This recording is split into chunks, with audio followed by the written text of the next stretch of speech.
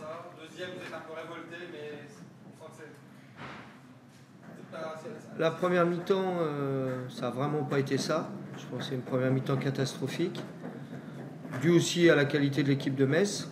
Deuxième mi-temps, je trouve un peu dur parce que je trouve on égalise, on pousse jusqu'au bout pour revenir au match, dans le match. Donc je dirais que la deuxième mi-temps, la réaction a été bonne et puis après ça se joue à un poteau sur la série de pénaltys. Dans l'ensemble, je pense que Metz mérite sa qualification parce qu'ils ont fait un match plus plat que nous. Et puis nous, ça va certainement nous servir et c'est un match qui va être riche en enseignements. Manque de rythme, le fait de ne pas avoir joué le week-end. Je sais pas. On peut le supposer, mais il ne faut pas se cacher derrière ça. On a été battus dans les duels, on a faisait des fautes techniques, donc ça arrive. Ça nous a mis un handicap. Ce que je retiens, c'est quand même la bonne réaction du groupe, parce que c'est la première fois où on était mis en difficulté comme ça, et savoir comment le groupe répond quand on est en difficulté, c'était important. Au niveau de la réaction, ça a été bien, même si ça n'a pas été suffisant pour arracher la victoire à la fin. Et la revanche des samedis en Lorraine, ce sera un tout autre match selon vous parce que... Il y aura toujours une très bonne équipe de Metz en face de nous, certainement encore bien renforcée, même s'ils ont un groupe élargi. À nous de réussir à faire demi-temps, ce qu'on avait dit avant le match. Contre cette équipe-là, on ne peut pas se contenter d'être à moitié ou à 80% ou jouer qu'une mi-temps. Donc ça sera à nous d'élever notre niveau de jeu. Est-ce que sur l'ambiance, le fait d'avoir cette tribune qui est vide pour des raisons de travaux, est-ce que ça perturbe? On va pas dire qu'on perd à cause de la tribune. Par contre, c'est vrai que Bollard sur la tribune Marek, ça fait bizarre. Mais ça n'a pas influé sur le résultat, je pense pas. Et puis on a eu quand même 15 000 personnes qui nous ont poussés en deuxième mi-temps et qui nous ont donné de l'énergie dont on avait besoin. Vous semblez un peu abattu. Vous semblez un peu abattu. Non. Non, je suis même plutôt... la deuxième mi-temps me fait... non, je suis satisfait de la deuxième mi-temps. Maintenant, après une élimination, je ne vais pas vous chanter la tyrolienne. Bon. Est-ce que vous avez parlé à Mounir Chouillard Non. Là, ils ont fait le décrassage, on fera le débriefing demain, mais il faut noter Mounir comme les remplaçants, comme Tchèque Doucouré et Kevin Fortuné ont amené un plus, comme à chaque fois. La dernière fois, Bollard, c'était Thierry Ambrose, et à chaque fois, nos remplaçants. Là aussi, c'est toujours une force de compter sur un groupe. Vos supporters vont se déplacer à peu en nombre samedi à Metz, alors que normalement c'est interdit. Ça vous inspire quoi? Je ne m'occupe pas trop des déplacements des supporters, ou ça n'a pas été dans ma charge aussi? Non, pas encore. Voilà, nous, je sais qu'il y a une interdiction. Nous, on aime bien quand les supporters soient près de nous. Et pour l'instant, je ne suis pas encore préfet, donc je ne peux malheureusement pas intervenir. Vous restez invaincu. Comment? Vous restez invaincu. Pas en Coupe de la Ligue, en championnat, mais au-delà de cette invincibilité, on souhaite avoir des meilleures performances, plus complètes. Et on est à la recherche de ça, d'un gros match complet. Et samedi, ça sera l'occasion de le faire. Il y a deux recrues qui nous ont été annoncées imminentes. Oui. Un petit mot sur ces deux joueurs. Je ne sais pas si c'est encore officiel. C'est officiel. On souhaitait renforcer notre secteur offensif. Donc voilà, on va avoir deux joueurs de profils différents qui vont venir nous aider pour cette saison qui va être longue. Est-ce qu'ils sont disponibles? Je ne sais pas encore. Au niveau de la qualification, je ne sais pas. Puis on fera le point un peu aussi physiquement où est-ce qu'ils en sont. Donc voilà. Merci. Tu disais deux profils différents, donc plutôt rapide. Plutôt puissant, attaquant, et puis Afrat est plus un joueur de côté, mais qui peut jouer aussi au milieu, derrière l'attaquant. Ouais. Merci bien. Vous êtes allé jusqu'au tir au but, mais au final c'est une qualification logique plutôt au vu de la rencontre. Ouais, je pense qu'on a bien maîtrisé pendant 1h, 1h10. Après, comme on ne s'est pas mis à l'abri, comme on n'a pas fait le break, c'était normal que Lens réagisse avec son public. Ils étaient chez eux, donc ils nous ont bien bousculé les 20-25 dernières minutes. Où ils ont égalisé parce que c'était dans leur temps fort.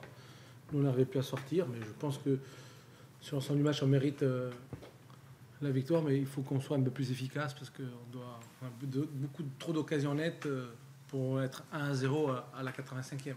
Vous avez fait pas mal tourner, c'est aussi intéressant parce qu'il y a des joueurs qui se sont montrés.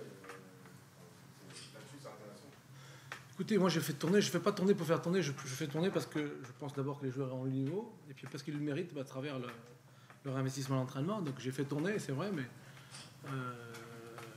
j'avais une équipe compétitive. D'ailleurs, on l'a vu, qu'elle était compétitive. Je savais qu'elle était compétitive. Ce que je ne savais pas, c'est, et on l'a vu les 20 dernières minutes, c'est que des garçons n'ont pas beaucoup de temps de jeu.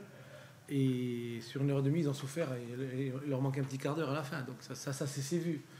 Mais ils m'ont donné beaucoup d'informations et c'était un match que je voulais pour ça, parce que la saison elle est longue et on a besoin pas d'une équipe, mais d'un groupe qui soit solide. Ça vous a rassuré justement sur le banc, enfin, depuis le début de saison, le banc que vous avez fait tourner, ça vous a rassuré de voir qu'au final, ce 11 de départ, il n'y avait que 4 joueurs communs avec 3 vendredi dernier, avait aussi une allure d'équipe type finalement. Ouais, il n'y a pas d'équipe type, il y a 17-18 joueurs qui peuvent jouer. Voilà, donc vous avez raison. Alors, donc après, il faut faire des choix parce qu'il y a 11 joueurs qui jouent. Et quand on a l'occasion de jouer tous les 3 jours, c'est l'occasion de mettre tout ça en place. C'est pour ça que les matchs en coupe sont importants. C'est pour ça que je suis content pour la qualification aussi, pour permettre d'avoir du temps de jeu et donner du temps de jeu au-delà de la qualification à des joueurs. Excellent début de saison continue. Donc cette qualification, conjointe avec le bon parcours en championnat pour l'instant. Pour l'instant tout va bien, on va dire ça comme ça. Mais dès samedi, il y a Lens qui vient, donc voilà. Donc ce sera un match très très différent. On est chez nous, voilà. Il faut s'affirmer, il faut montrer qu'on est présent, que Lens est une bonne équipe. On fait partie de ceux qui veulent à un moment donné être récompensés en fin de saison. Mais la saison est très très longue, donc on n'est pas encore au mois de septembre. Vous vous rendez compte, il y a tout l'hiver à passer, donc il faut rester prudent. Il y a beaucoup de jeunes, vous savez, ce soir, je pense qu'on ne met pas le deuxième, voire le troisième, parce qu'on est un peu inexpérimenté. Ça s'est vu, un peu naïf par moment, se précipite. C'est des joueurs qui ont du talent, mais il manque un petit peu d'expérience. Donc c'est pour ça que la saison est longue et c'est pour ça qu'il faut rester très prudent. La seule petite inquiétude, peut-être, c'est John Boyle. Ouais, ça c'est une ouais. Non, c'est peut-être pas un caca, c'est pas aussi grave que ça, il s'est arrêté, mais je pense que pour samedi, ce sera très très compliqué. Avez-vous été étonné par le début de match très compliqué des Lensois? Si vous me posez des questions sur Metz, je vous réponds volontiers. Pour les Lensois, vous demanderez à mon collègue. C'est pas à moi d'analyser le jeu des Lensois, vous comprendrez. Comment vous expliquez ce que vous disiez, c'est-à-dire cette relative inefficacité devant le but? Il y a eu des occasions, elles sont peu transformées. Je vous ai déjà répondu. Je pense que ça manque un petit peu d'expérience, ça manque un petit peu de sang-froid. Je pense que c'est la jeunesse. Vous savez, Nian, il a 19 ans, Abla, il a 20 ans. Donc voilà, donc ils ont des qualités, mais ils n'ont pas l'expérience. Il faut maîtriser ses émotions. Voilà, donc c'est des matchs qui vont leur servir pour la suite. Vous avez réussi à fédérer tout un groupe à l'image d'Ivan Bayou, qui était entre guillemets sur le départ depuis le début du mercato et qui ce soir semble faire partie intégrante de ce groupe.